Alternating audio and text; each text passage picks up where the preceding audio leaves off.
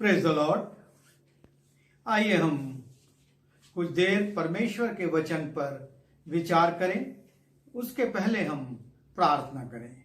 प्रभु जी, हमारी आत्मिक आंखों को खोलिए कि हम आपके वचन की अद्भुत बातों को ना सिर्फ देखें लेकिन उसे समझें और उस पर चल भी सकें। मेरी सहायता कीजिए कि मैं आपके वचन के भेदों को प्रकट कर सकूं और मेरे तमाम सुनने वाले उसके द्वारा आपके वचन की गहराई में जाकर उसको सुने, समझें और उस पर चलें। विनती यीशु के नाम से मांगता हूं, आमीन।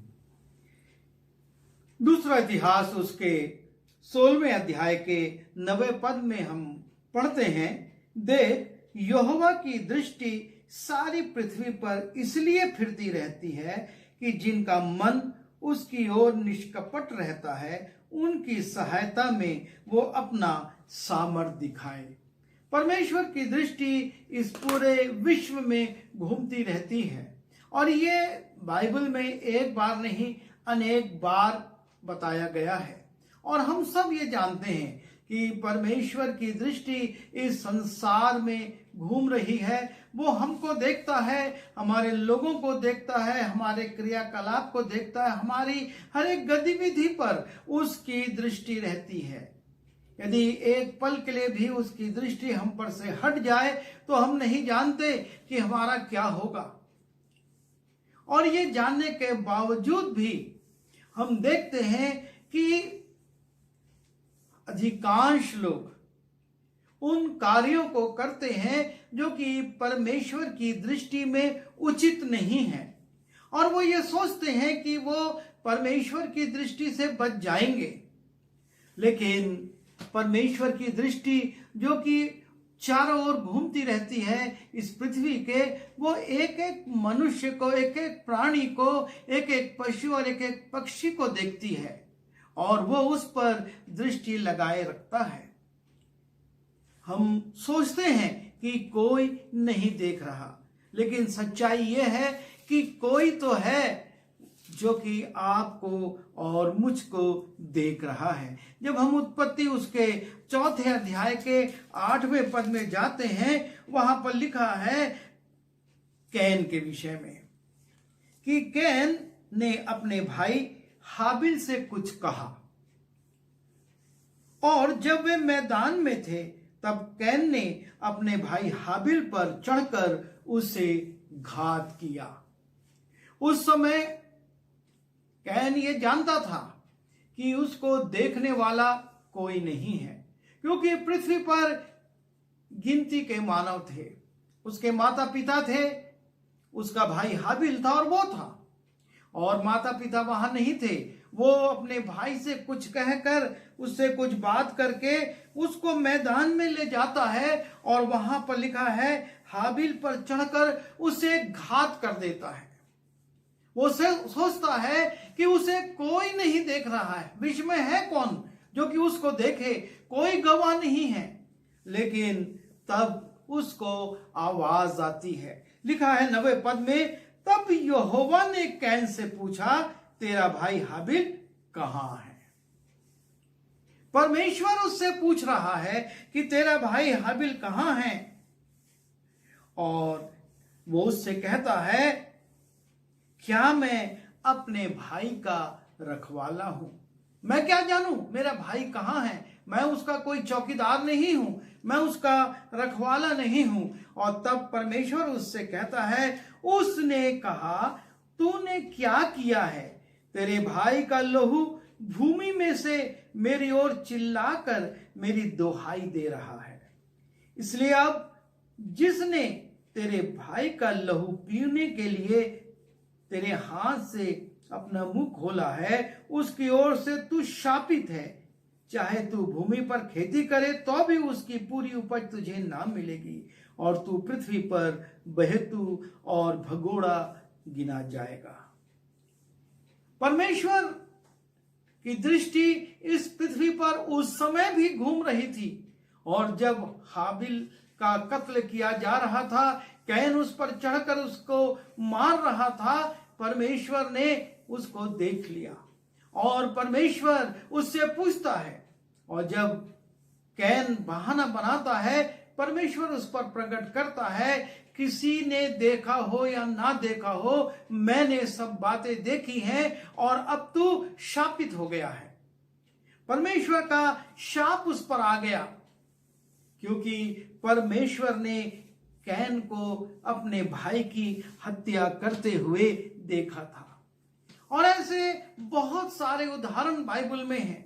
जब हम यहोशू के 7वें अध्याय के 21वें पद में जाते हैं, वहां पर आकान के विषय में लिखा है और वो कहता है, जब मैंने यरीहो में लूट के समय ये देखा कि 50 शेकल सोना, 200 शेकल चांदी और शिनार देश का एक कीमती ओढ़ना है, मैंने उसको अपने पास रख लिया। कोई नहीं देख रहा था। उसने बड़ी चालाकी से अपने सामानों में उसको छिपा लिया और अपने तंबू में ले आया। तंबू में भी किसी ने नहीं देखा। उसने जमीन खोदी और उसमें सबसे नीचे चांदी और उस पर सोना और उस शिनार देश के ओढ़ने को रख दिया। जमीन पाट दी। सब कुछ पहले जैसा हो गया। घर के लोग भी जो उस तंबू में रहते थे नहीं जान सके कि यहां पर क्या हो गया, लेकिन परमेश्वर देख रहा था। और जब ए नगर में ये गए युद्ध के लिए, परमेश्वर ने इनको पराजित कर दिया। वो पाप खुल गया कि लालच का पाप यहां पर हुआ है। परमेश्वर ने कहा, तू ढूंढ, यहोशू तू ढूंढ। और वो पहले गोत्र, उसके बाद गोत्र में कुल और कुल में फिर घराने को ढूंढते हुए आकान तक पहुंच जाता है और तब पूछता है, तूने क्या किया? और आकान कहता है, हां मैंने पाप किया है, मैंने लालच की है। कोई ने नहीं देखा, कोई ने गवाही नहीं दी, कोई ने चुगली नहीं की, कोई ने उसके विरुद्ध खड़े होकर नहीं बोला, लेकिन परमेश्वर ने देखा था और परमेश्वर ने उसको देखने के बाद उसके लिए एक दंड भी निर्धारित कर दिया था। और उसका दंड हम जानते हैं किस प्रकार से वो आकोर की तराई में पत्थरवाह किया गया, उसके ऊपर लकड़ियां डाल दी गई, पेड़ डाल दिए गए और वो पूरा घराना और वो पूरा परिवार और उसकी सारी संपत्ति जला दी गई। कोई नहीं देख रहा है, लेकिन एक है जो देख रहा है। और जब वो खड़ा होगा तो कौन उसका इनकार कर पाएगा? आकान इनकार नहीं कर सका। उसको स्वीकार करना पड़ा कि मैंने गलती की है। कैन को स्वीकार करना पड़ा और कहना पड़ा, मेरा बहुत बड़ा दंड तूने ठहरा दिया है, अब मैं इस पृथ्वी पर भागता फिरूंगा। किसी ने मुझको हत्या करते नहीं देखा, लेकिन तेरे दंड के कारण मैं आज सबके सामने खुल गया हूं, मेरा पाप खुल गया है। जब हम दूसरा शामुएल उसके 11वें अध्याय के 2 पद से 4 पद में जाते हैं, वहां पर राजा दाऊद अपनी छत पर टहल रहा है, अकेला है, कोई नहीं देख रहा है। और तब उसको एक स्त्री दिखती है और वो उसको अपने यहां बुलवा लेता है। वो सोचता है, कौन मेरे विरुद्ध बोलेगा, कौन मेरे विरुद्ध खड़ा होगा, और पाप हो जाता है। और जबकि कोई भी उसका कर्मचारी, कोई भी उसका सैनिक या उसका सेनापति, जिसको उसने पत्र लिखकर कहा था कि इस स्त्री के पति को सबसे सामने कर देना और जहां घोर युद्ध होगा और फिर उसको छोड़कर पीछे हट जाना ताकि वो मारा जाए, वो सारे लोग दाऊद के विरुद्ध कुछ बोलने की हिम्मत नहीं रखते थे। कोई उसके विरुद्ध ये कहने के लिए नहीं था कि इसने इस प्रकार का पाप किया है। लेकिन परमेश्वर ने देखा था, परमेश्वर ने छत पर भी उसको देखा था और उस घर में भी देखा था, महल में भी देखा था और उस पत्र को लिखते भी देखा था और तमाम बातों को देखा था। और तब उसने अपने नबी से कहा, जा, नातान से कहता है, जा और इसको एक कहानी सुना, ऐसी कहानी सुना जिससे कि ये उस सच्चाई को समझ जाए। और नातान आता है और बहुत ही सुंदर तरीके से वो वर्णन करता है कि किस प्रकार से एक साधारण, एक गरीब मनुष्य की एक लौती भेड़ को उस धनवान ने अपने वश में कर लिया, उसको मारा और उसका को अपने मेहमान को खिला दिया। दाऊद जब ये कहानी सुनता है बहुत क्रोधित हो जाता है और बोलता है, कौन है जो मेरे राज्य में इस प्रकार का पाप किया है? वो तो मृत्यु के दंड के योग्य है। और नातान कहता है, वो तू है। कोई नहीं बोल सका, कोई कर्मचारी ने शिकायत नहीं करी और किसी ने भी उस व्यक्ति की मृत्यु के कारण को किसी पर एक्सपोज किया, लेकिन परमेश्वर ने अपने नबी को भेज दिया। उसने राजा के सामने सारी बात खोल दी और दाऊद पश्चाताप करता है। दाऊद अपनी गलती को मान लेता है, हाँ मैंने ये काम किया है, ये अनुचित काम मुझसे हुआ है। और दाऊद उस गलती को स्वीकार करके परमेश्वर के सामने आंसू बहाता है, पश्चाताप करता है, परमेश्वर उसको क्षमा भी करता है।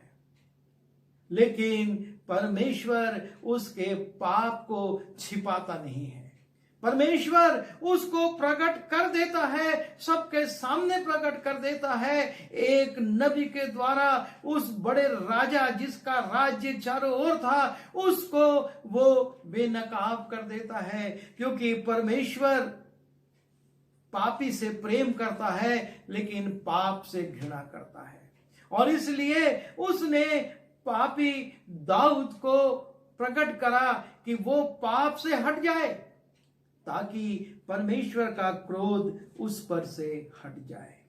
जब हम दूसरा राजा उसके 6वें अध्याय के 20वें पद में जाते हैं, वहां पर एक व्यक्ति का उल्लेख है। नामान आता है और वो कोढ़ी है। परमेश्वर का दास कहता है, जा यरदन में 7 बार डुबकी लगा, शुद्ध हो जाएगा। पहले वो विचलित होता है, सोचता है इससे बड़ी बड़ी नदियां मेरे देश में हैं, पर जब उसके मित्र उसको समझाते हैं, वो जाता है यरदन में 7 बार डुबकी लगाता है और शुद्ध हो जाता है। और तब फिर भेंट लेकर परमेश्वर के दास के पास आता है, पर परमेश्वर का दास उससे एक भी भेंट ग्रहण नहीं करता और कहता है कि मैं तुझसे कुछ नहीं लूंगा। और तब वो वहां से जाने लगता है।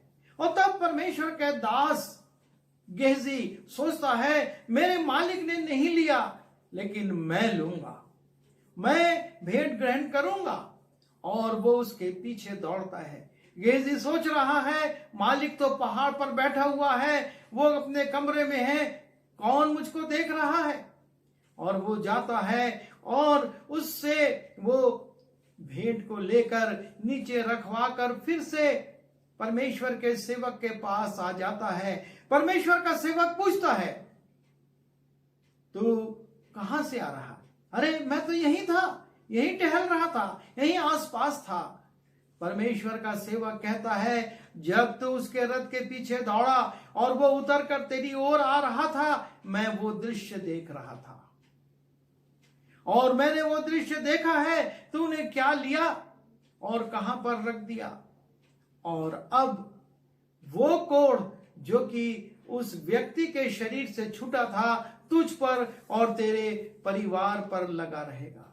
और लिखा है, गेहजी हिमकिनाई श्वेत हो गया और उस परमेश्वर के दास के सामने से चला गया, क्योंकि वो कोढ़ी हो गया था।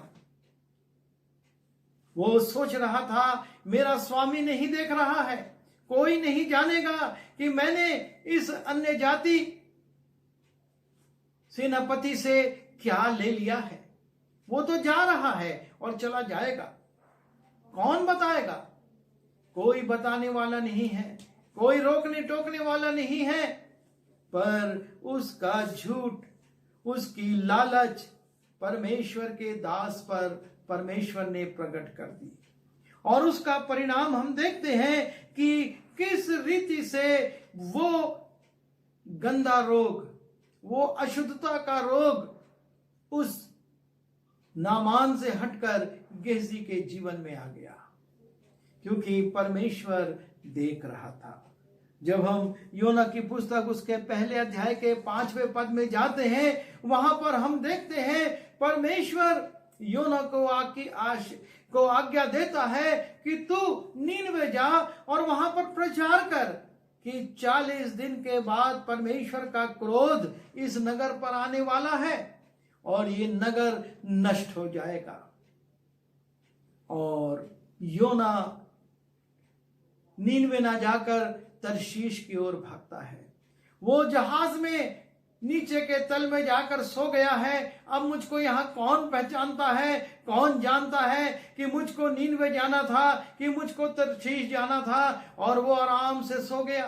कोई नहीं जानता है कि ये योना क्या काम करके आ रहा है, किस आज्ञा को तोड़कर आ रहा है। और तब परमेश्वर का क्रोध आता है, उस जहाज पर आ जाता है और वो जहाज तूफान में डगमगाने लगता है। नाविक उसके सामान को फेंकने लगते हैं कि कुछ जहाज हल्का हो जाए। और तब वो देखते एक व्यक्ति बेसुध सो रहा है। जब सब अपनी जान के लिए चीख पुकार कर रहे हैं, अपने देवी देवताओं को पुकार रहे हैं, एक व्यक्ति सो रहा है और वो उसको जगाता है, तुझको चिंता नहीं, जहाज डूब रहा है। और वो छिपा हुआ पाप, वो गुप्त पाप, चिट्ठियां डाली जाती हैं और योना का नाम निकलता है और खुल जाता है। किसी को नहीं मालूम कि योना को कहां जाना था और वो कहां जा रहा है। सब जहाज में अनजान है उससे, कोई उसके गुप्त पाप को नहीं जानता। लेकिन परमेश्वर ने उसी जहाज में उसके पाप को खोल दिया और प्रकट कर दिया कि योना कौन है, क्या है और इसको क्या करना था और ये क्या कर रहा है। और तब वो पूछते अब हम क्या करें, कैसे अब इस जहाज को बचाएं। और योना कहता है मुझको पानी में फेंक दो, क्योंकि जहाज तभी बचेगा जब योना उस जहाज से हट जाएगा।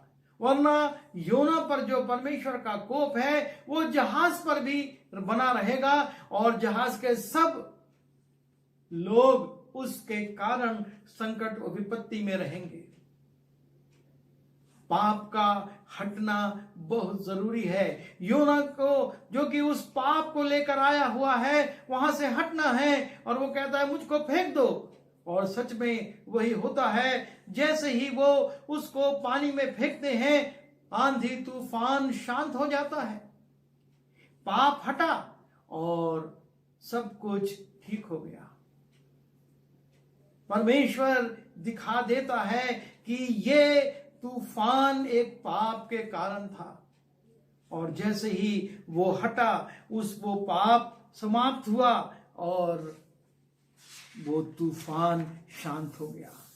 योना सोच रहा था कोई नहीं जानता है, कोई नहीं पहचानता है, किसी को नहीं मालूम, लेकिन पूरे जहाज में शोर मच गया। ये वो व्यक्ति है जिसके कारण पूरे जहाज के यात्री, जहाज का सामान और पूरा जहाज संकट में पड़ गया है। जब हम नए नियम में आते हैं, प्रेरित काम उसके 5वें अध्याय के पहले 11 पदों में हनन्या और सफीरा, जिन्होंने अपनी भूमि बेची, कोई नहीं जानता था कितने में बेची गई और कितनी राशि पतरस के पैर पर रखी गई। कोई नहीं जानता था। ये इनकी डीलिंग थी, इन्होंने बेचा था, इन्होंने उस पैसे को अर्जित किया था, अपने घर में रखा था और उसके बाद उसका एक अंश छोड़कर शेष पैसा उन्होंने पतरस के चरणों पर रख दिया था। लेकिन पवित्र आत्मा ने तुरंत प्रकट कर दिया ये राशि सही नहीं है। और पतरस पूछता है क्या तुमने वो खेत, वो भूमि इतने में ही बेची? और हनन्याह कहता, हाँ, मैंने ये भूमि इतने में ही बेची है। और तब वो पाप, वो गलती, वो चोरी खुल जाती है।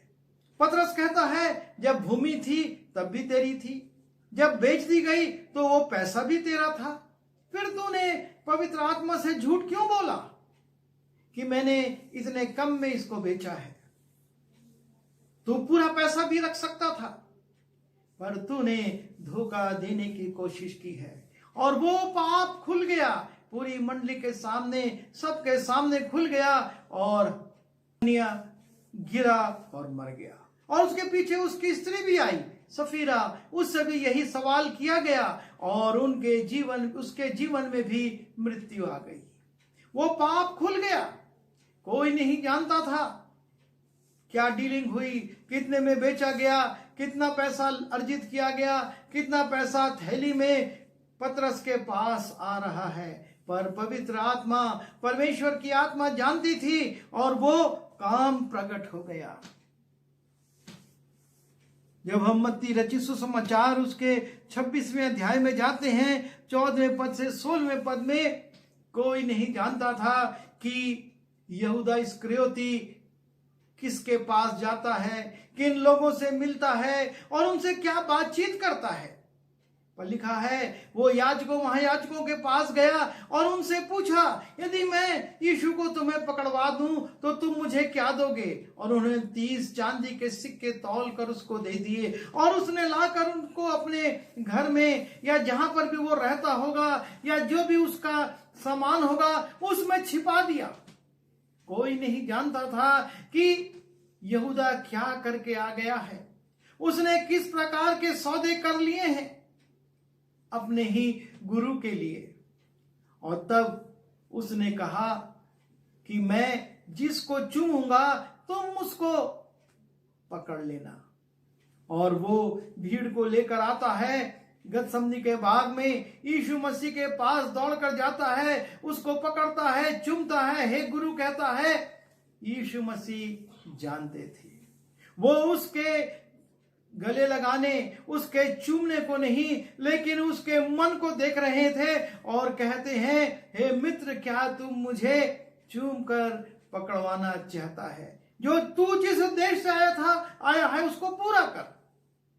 क्योंकि यीशु मसीह को मालूम था, परमेश्वर देख रहा था कि यहूदा इस्करियोती कहां जाता है, किन लोगों से मिलता है, क्या बार्गेनिंग करता है, क्या सौदेबाजी करता है, कितना चांदी लेता है, उसको कहां रखता है, और किस प्रकार से वो यीशु मसीह को पकड़वा रहा है।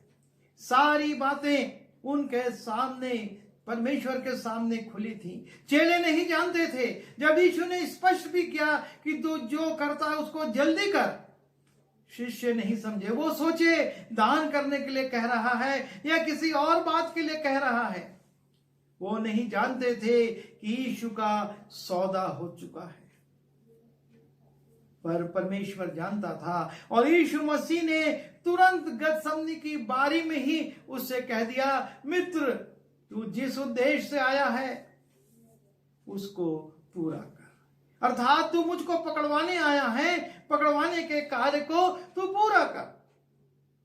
परमेश्वर जानता है, परमेश्वर देखता है। जब हम नीति वचन उसके 15वें अध्याय के 11वें पद में जाते हैं, लिखा है, जैसे अधोलोक और विनाश लोक परमेश्वर के सामने खुला रहता है, वैसे ही लोगों का मन परमेश्वर के सामने खुला रहता है।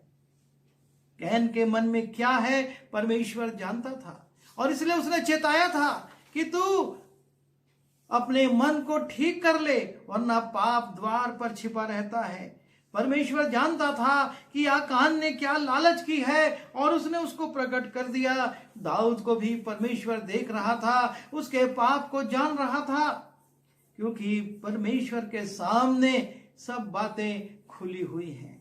परमेश्वर के सामने सब बातें स्पष्ट हैं। गेहजी ने बहुत छिपकर, बड़ी चालाकी से भेंट लेकर छिपा दी, लेकिन वो छिप ना सकी। और योना तरशीश को जाते हुए जहाज के तल में सो गया, लेकिन वहां भी परमेश्वर उसको देख रहा है और उस जहाज पर तूफान ले आता है। हनन्याह सफीरा ने नहीं सोचा था कि वो थोड़ी सी राशि उनके लिए मान सम्मान का नहीं, लेकिन उनकी मृत्यु का कारण बन जाएगी, और उन्होंने धोखा खाया। पर परमेश्वर देख रहा था, और यहूदा इस्करियोती के साथ भी ये हुआ। उसने सोचा ये 30 चांदी के सिक्कों से मैं बहुत कुछ कर लूंगा, लेकिन परिणाम ये हुआ कि उसने मंदिर में फेंक दिया और जाकर मृत्यु का वरण कर लिया। परमेश्वर सबको देखता रहता है। परमेश्वर की दृष्टि सब तरफ घूमती रहती है, और इसीलिए हम वचन में पढ़ते हैं कि उसकी दृष्टि सारी पृथ्वी के ऊपर घूमती रहती है, और वो जानता है कि किसको सहायता की आवश्यकता है, किसने पाप किया और किसको दंड दिया जाना है, और तब परमेश्वर उसके अनुसार कार्य करता है। परमेश्वर छोड़ता नहीं है, परमेश्वर देखता है। लिखा हुआ है, जब हम दूसरा राजा उसके 6वें अध्याय के 12वें पद में एलिशा के विषय में किस प्रकार से परमेश्वर अपने लोगों पर बातें प्रकट कर देता है, वो गुप्त बातें जो कि वो अपने शयन कक्ष में करते हैं। और एक व्यक्ति राजा से कह रहा है, एलिशा जो इस्राएल में भविष्यवक्ता है, वो इस्राएल के राजा को वे बातें भी बताया करता है जो तू शयन की कोठरी में बोलता है। बहुत गुप्त में, बहुत छिप कर भी जो बातें की जाती हैं, वचन कहता है वो कोठों से प्रचार की जाएंगी। हमको इस बात पर सोचना है।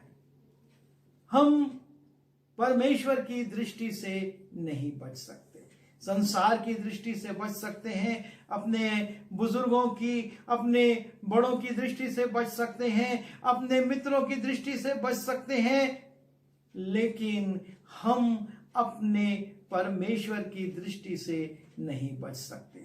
और वो उसको देखकर उसका न्याय भी करता है। आवश्यकता इस बात की है कि हम इस बात पर नजर रखें कि परमेश्वर हमको जीवन के हर पहलू में, हर मुकाम पर देख रहा है, और हमको से जब वो लेखा लेगा तो हम क्या जवाब देंगे। हमको इस बात के लिए सचेत होना है। परमेश्वर ने इन 7 पात्रों पर प्रकट कर दिया, उसने सब देखा, और उसके लिए उसने एक एक दंड भी मुकर्रर कर दिया। दाऊद ने पश्चाताप किया, फिर भी वो कहता है, तलवार तेरे घर पर हमेशा चलती रहेगी। तूने ये गलती की है। प्रभु हमारी सहायता करे कि हम अपने जीवनों में इस बात का ध्यान रखें और उस गलती से बचें, और परमेश्वर के विरुद्ध पापी ना ठहरें। प्रभु हमारी सहायता करे। आइए दुआ करें।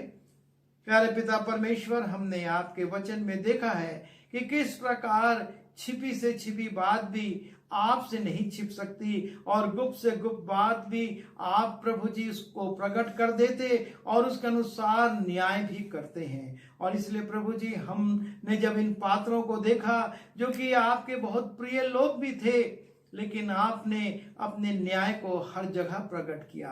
हमारे जीवन पर भी प्रभु आपका न्याय प्रकट हो, उसके पहले हमको अपनी गलतियों को मानने और उनको छोड़ने की शक्ति दीजिए, ताकि हम उनसे मुक्त होकर आपकी महिमा कर सकें। बिनती यीशु के नाम से मांगता हूं, आमीन।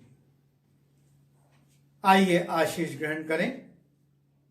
अब जो तुम्हें ठोकर खाने से बचा सकता है और अपनी महिमा के सिंहासन के सामने निर्दोष और निष्कलंक करके खड़ा कर सकता है, उस अद्वैत परमेश्वर पिता का प्रेम, प्रभु यीशु मसीह का अनुग्रह और पवित्र आत्मा की सहभागिता उन तमाम लोगों के साथ जो कि चाहते हैं कि परमेश्वर के सामने निर्दोष और निष्कलंक रहें, प्रभु यीशु मसीह के दूसरे आगमन तक बनी रहे। आमीन।